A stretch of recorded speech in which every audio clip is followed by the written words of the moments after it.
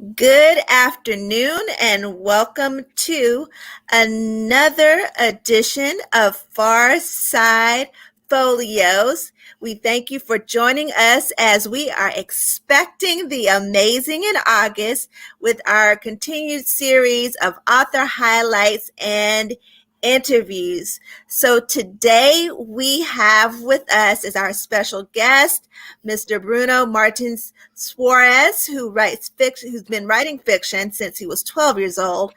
His first book, The Massacre, a collection of short stories, came out in Portugal in 1998. It was followed by several contributions to newspapers, magazines, and other collective works. In 1996, he won the National Young Creators Award for writing, representing Portugal at the 97 Torino Young Creators of Europe and the Mediterranean Fair, where his short story Minesweeper was translated and published in Italian. So his first novel, A Saga de Alex 9, the Alex 9 saga, was published in Portugal in 2012 by publisher Saída de Emergência within a series that features authors like George R. Martin or Bernard Cornwell. The Portuguese version of the Dark Sea War Chronicles was published by Editorial Emergência.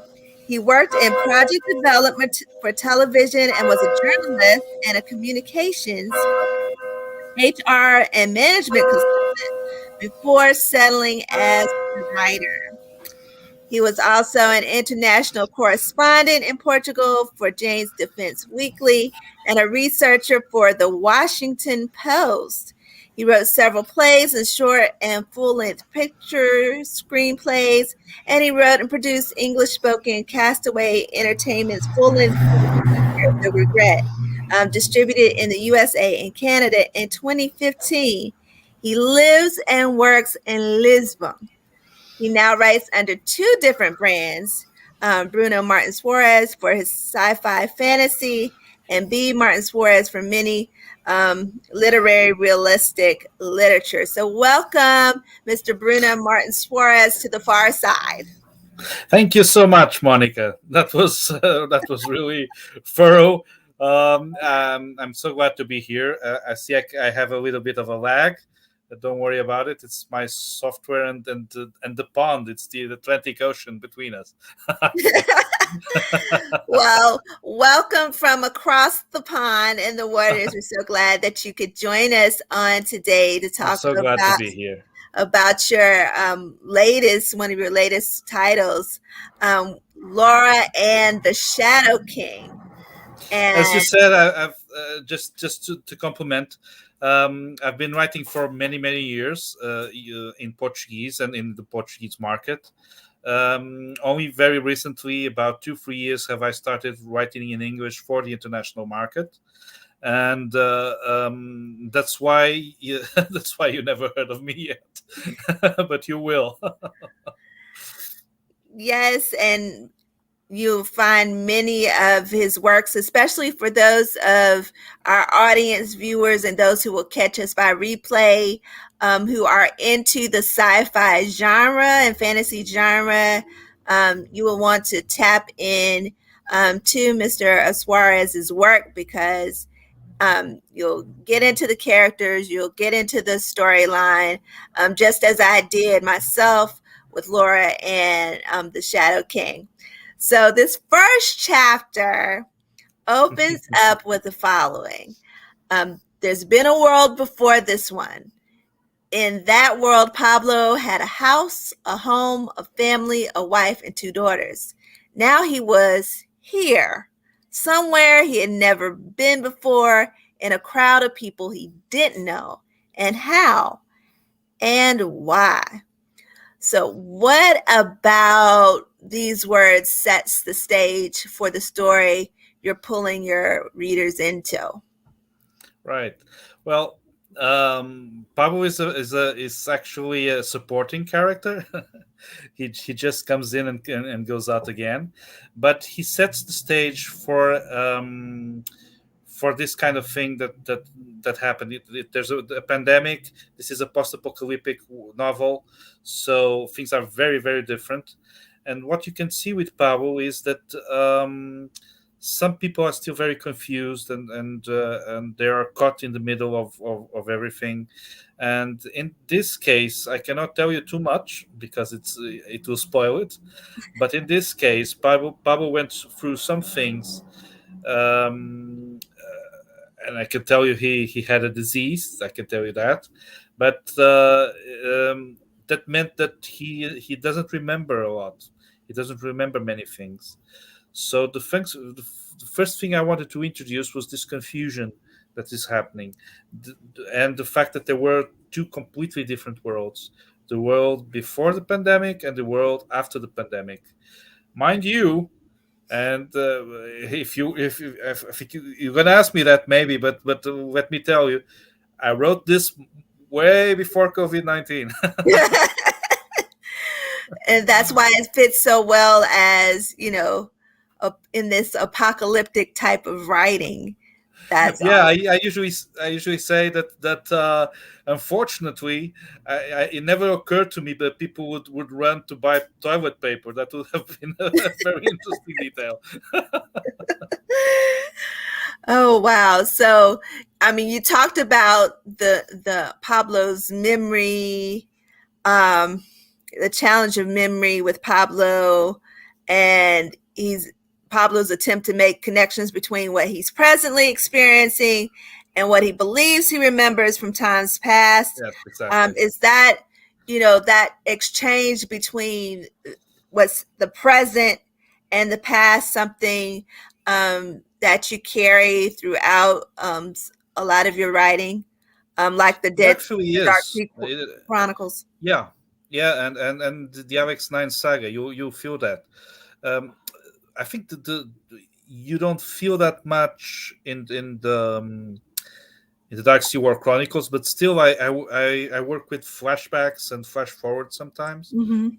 I try to do it very in a way that doesn't confuse people, of course, but I like to work with time. In the Alex 9 saga, actually, time becomes almost central to the story. But I cannot tell you a lot about that either because it will spoil as well. Well, I can tell you something. She Alex 9 is a story of a commando from the 22nd century that gets lost in space and finds a planet almost like Earth, but stuck in the Middle Ages, still in the Middle Ages. So it's actually a sci-fi book, but with fantasy tropes. Okay, Mm-hmm. you have knights and big, huge cavalry battles and things like that, but it's still a sci-fi book. And the fact that she was lost for 200 years in space is something that will come central to the character and to the story. So I use time in a central way in the RX9 saga. In the Dark Sea War Chronicles, I use it to create a few surprises, a few interesting different points of view and things like that. Here is different. Here what you don't I don't play too much with time, but I play with the difference between the present time in the book and what was before. That I do. But the character of Pablo, the thing that comes out in the introduction, basically, is that he he's not just confused; he's being used by a higher evil power, if you want to call it like that. And at the end of the introduction, you're going to find that you're going to feel, wait a minute, something's going on here, something that should have been going on. This guy has been made to be a terrorist, something like that, and um, and that's the purpose of that intro, is for you to feel there's something else here that we still don't know and we have to learn as we read. That was my purpose. I wanted to be emotional right from the start. Mm-hmm. This, as sometimes happens with my books, this wasn't the first start I wrote. I actually started writing from the first chapter onwards, and then I Mhm. decided no, I want it to be more personal, more emotional. So I wrote the intro that you can read today. So without, I know it's when you're telling the story or setting the stage for a story, it's hard not to give, things away. Um, so what can you tell our readers was I guess, the premise of Laura and the Shadow King? Sure. Um, Actually, the title is a bit deceiving because it Mm. seems like a children book or something like that, but it's not. This is a post-apocalyptic novel where the world has fallen into a kind of zombie apocalypse, but they're not zombies. They're people who became sick and became psychotic and animal-like. They're much more like chimpanzees than like zombies, and and civilization didn't die. It just retreated to some islands, to the Scandinavian and Alaska and northern parts where it's too cold for people just to live in the streets, and it's more difficult for the pandemic to spread.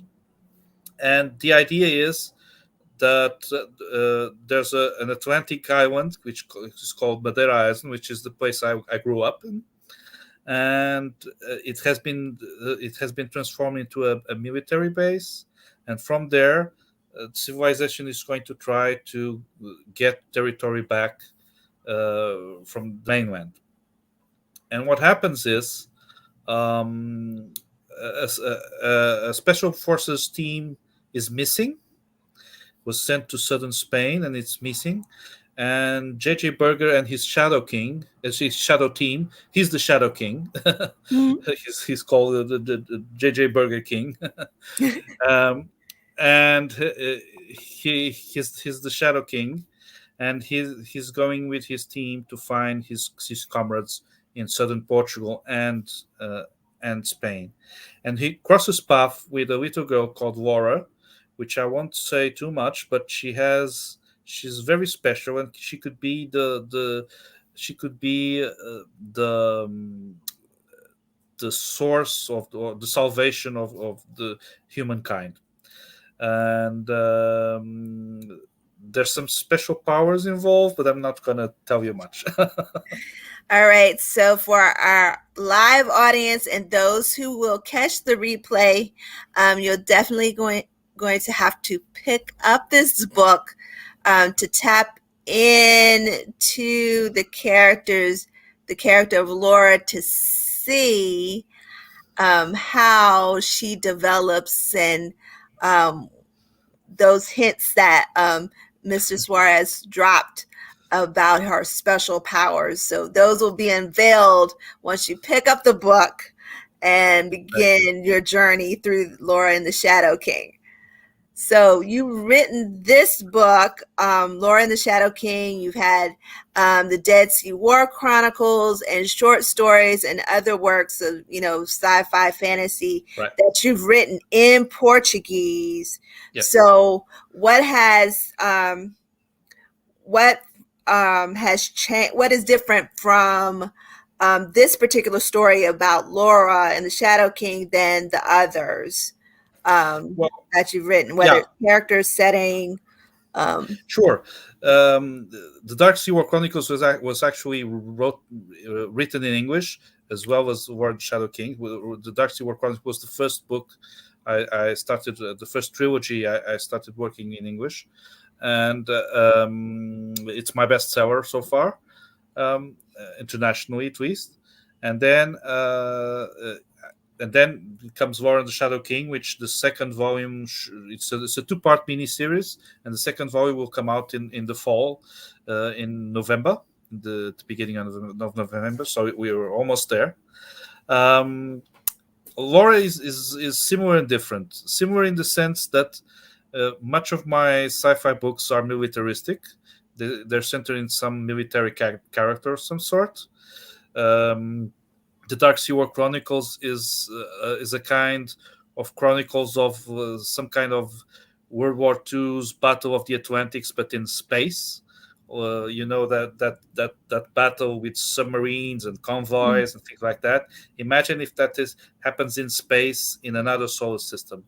And the main character is Billard Ido, who becomes a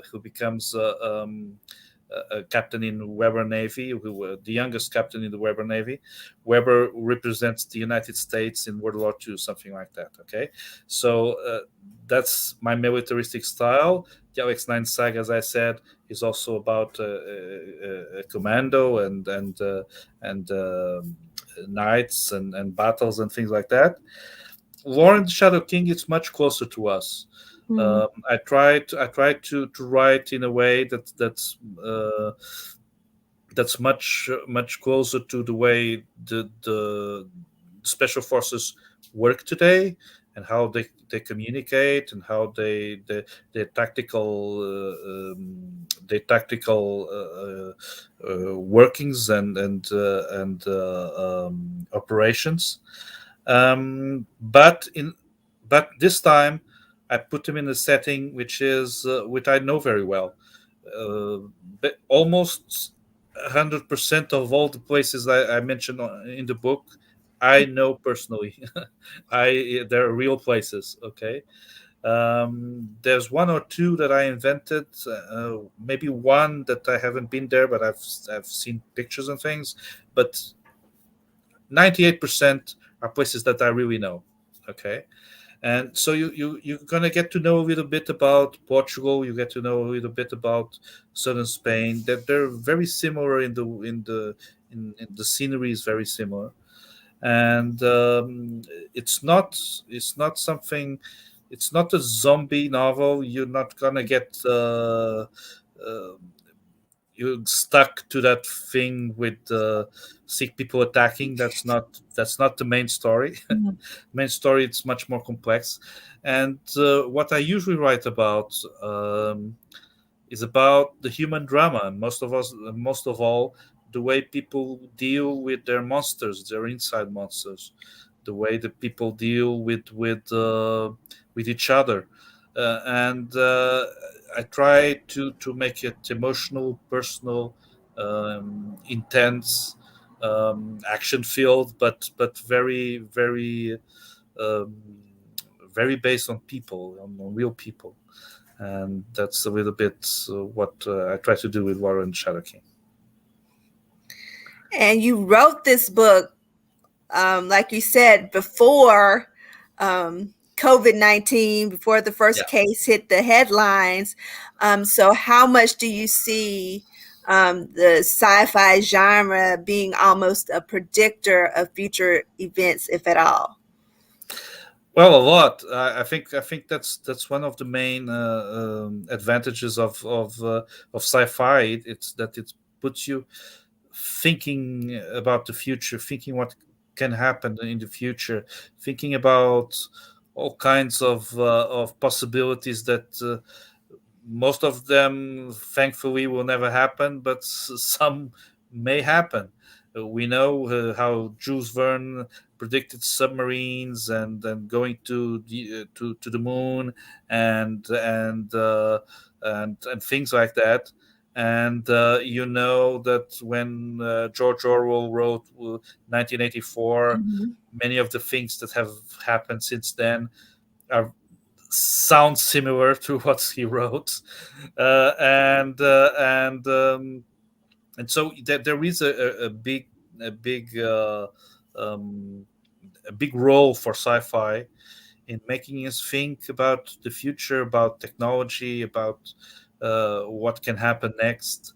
And I think that's very useful. And I wonder if we would have shell-like cell phones if it wasn't for Star Trek, or does the replicators in Star Trek in the Enterprise, aren't they the precursors of 3D printing? I don't know. They sound like it. The, I think that sci-fi is very important, especially right now when we are hit by wave after wave of technology and new things.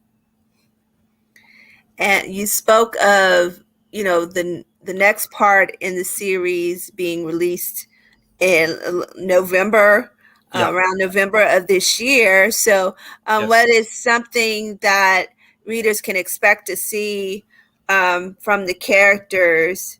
Um, any big changes that are going to be seen between what they've experienced with the characters in book one to book two. There has been a long time, 2.5 years, I think, between, or maybe 3 years between the first volume coming out and second volume. I apologize for that. I was hired to write a TV series, and I was working on that project, so it Laura and the Shadow King got delayed. Um, the second volume is the continuation of the story that is happening in the first volume. There is some kind of closure in the first volume. You can read it, and feel it as one book, but um, certainly the second volume is the continuation and the closing of the story, for now, because it's possible that I will write in this universe again in a few years. But if you there's there if the first volume is when JJ Berger and Laura come together. They come together at the end of the volume. They become dependent on each other. And the second volume is when they get out of trouble, when the big trouble that's been brewing in the first volume hits them, and they have to work together to get out of trouble. And when I mean work together, I mean a 30-year-old lieutenant of special forces and a 6-year-old girl who don't even really speak the same language, but they will help each other through. And you talk about not speaking the same language. How has that? What's the challenge of that? As a multilingual author, you're writing and publishing for a diverse audience, where ideas and concepts that are expressed maybe easier and more clearly, you know, in your native, Portuguese, um, may not be, you know, as clear, or where you may need more words in English for that one word or two word concept. Well, that was my main obstacle, the main barrier that I had to overcome when I started writing in English, because my greatest fear was not having a good enough English. I've learned English since I was 4 year old.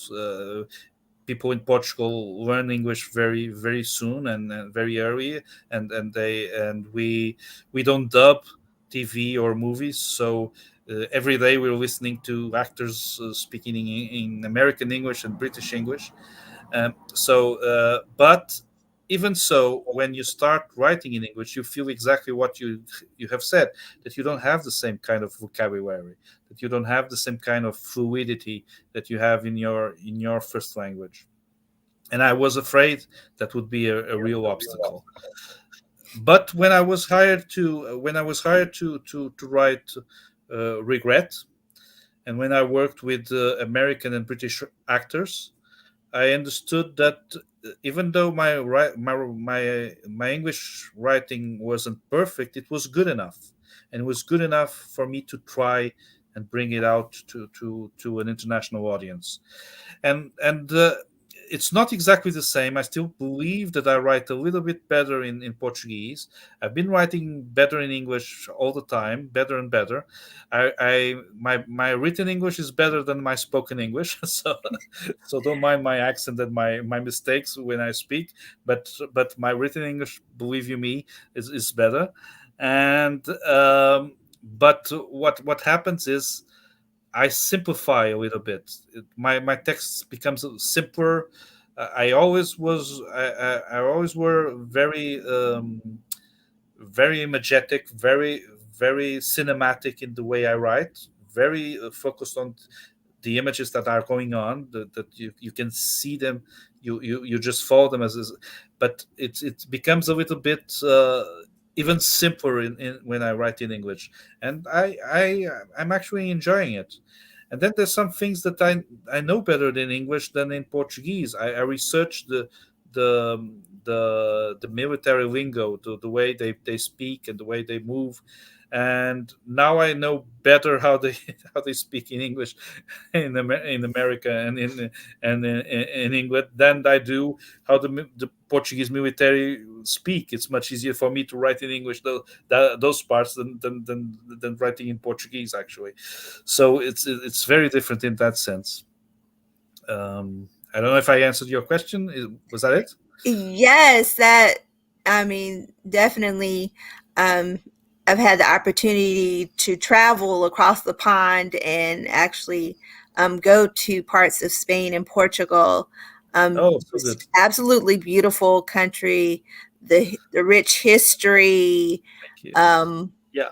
the museums, all of the, Yeah. historic. I'm a history buff, so historic sites and things, and land and water and all of those things I really Well, connect with.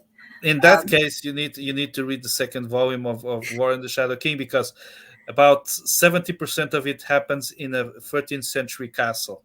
It's around the 13th century castle, which is a real castle, that's in on the border of Spain and Portugal, the castle of Monserrat. It's a very beautiful place to go visit, and almost everything that's in the book, it's very real. I was there researching, looking at things, plotting, and I hope you can read it and like it. well, we're making sure that we do that. I've got just a little bit left in my reading Okay. of Laura and of the first volume of Laura and the Shadow King. So I'll be ready by the time the second Okay. book drops and be prepared for volume two. Well, So thank you. I'm Well, looking that's good. forward to that. So, what are two to three things that you hope that readers will think about? When you from Laura and the Shadow King, or what would you want readers to be able to take away from the Um, read? one thing that I learned over the years, when I was about, I don't know, 20, 29, 30 years old, I went through 8 to 9 years very hard, where I couldn't write very well, where I felt everything I wrote didn't go wasn't good enough. Then I started understanding one thing, which is finding your voice, which was what was missing, means understanding what's the theme and what's the message that you're really trying to to convey. And it's not a very solemn thing. It doesn't have to be a lesson or a sermon or something like that. There's always something that you're trying to convey. So and it becomes much easier to write when I understand what I'm looking for with a book. So the Alex 9 saga was a book about family and creating a family. When you Alex 9 is a girl, and she can't have children for reasons that I can't tell you, but and she has to build a family uh, uh, mm, when she thinks that it will never happen. And then the Dark Sea War Chronicles is about sacrifice and resilience. It's about how sometimes only your resilience, your acceptance of sacrifice can get you through. And I believe that War and the Shadow King is about hope. It's about how when everything is almost destroyed and everything seems very dark, hope can come from the strangest places. Hope in that very violent and crude world could come from a 6-year-old. And so War and the Shadow King is about hope. And I hope people take out that exactly that there could be hope just around the corner, even when things are going very badly. For those who are in our audience, you've had a vast career in writing, between short stories and your series of sci-fi.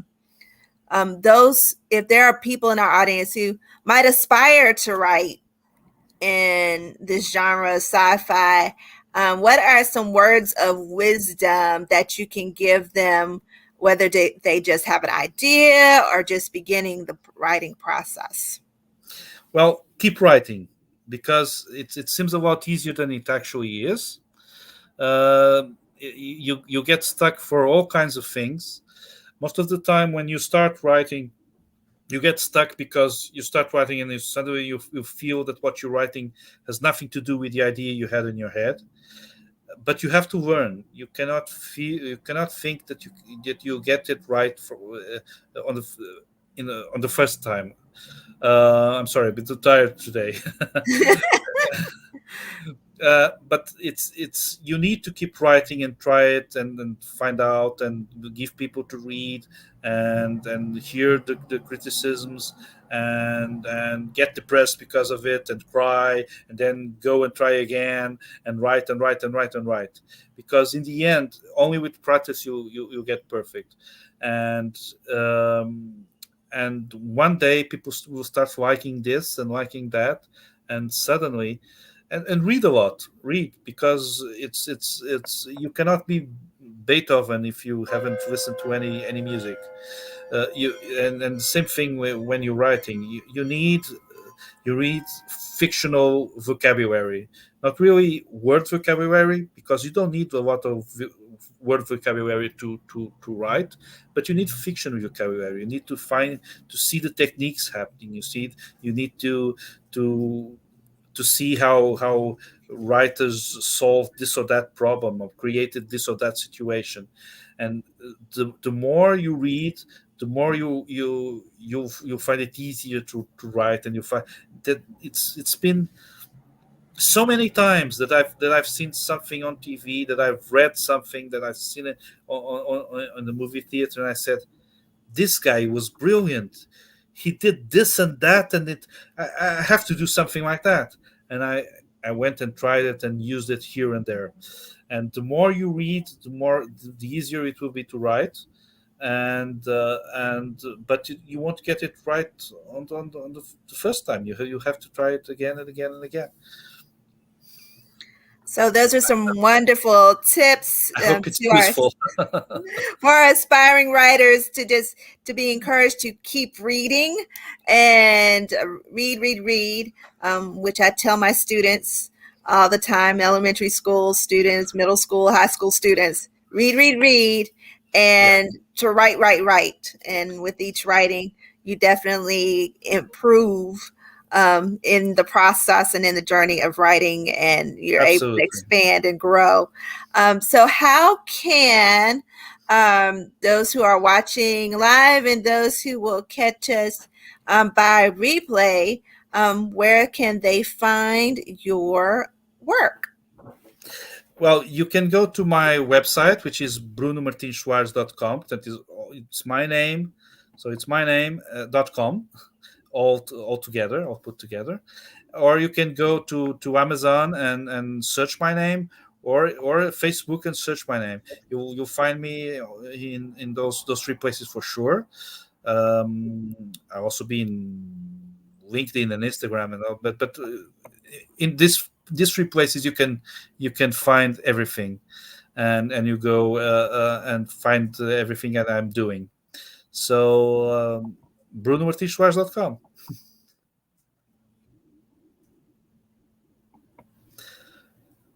I lost your sound.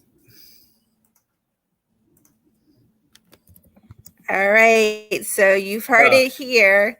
Um, you can lost your sound find for a moment. him I'm on sorry. brunomartinsoares.com, and definitely has a newsletter there, and you can subscribe, um, I and have read his I have very blog. exclusive content, things that you won't get anywhere else, and please do subscribe. Uh, you can subscribe to his blog, and find out about his newsletter and upcoming events.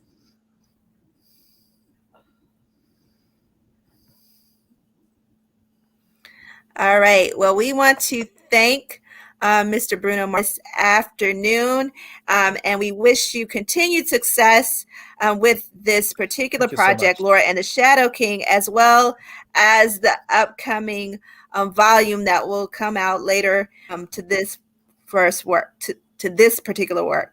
So, Thank you so much, for Melanie. our live viewers and our replay viewers, thank you for tuning in to PharSide Pholios. Remember to like, to share, and add your comments. And make sure our book club Facebook page, as well as our YouTube channel, for more author interviews and posts as we celebrate. And we're expecting the amazing in August. So until next time, many roots, many voices are a part of the infinite story. So plant your seed. Have a great evening.